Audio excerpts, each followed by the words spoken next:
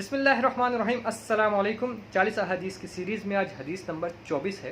فرمان نبی ہے صلی اللہ علیہ وسلم، قد افلح من اسلم ورزق کفافا وقنعہ اللہ بما آتاہ۔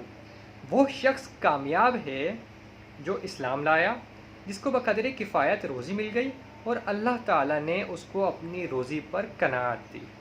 اس حدیث پاک میں کامیاب انسان کے چند اوصاف بیان کیے گئے ہیں، یعنی کہ وہ اسلام لایا۔ کامیاب شخص وہ ہے جو اسلام لایا اور اس کو اللہ تعالیٰ نے روزی دی بقدر کفایت، یعنی جتنا اس کو کافی تھی اتنی اس کو روزی دی۔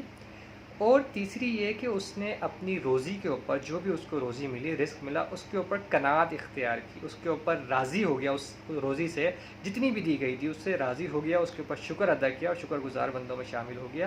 تو اللہ تعالیٰ سے دعا ہے کہ اللہ تعالیٰ ہمیں بھی حقیقی کامیاب لوگوں میں شامل کر دے۔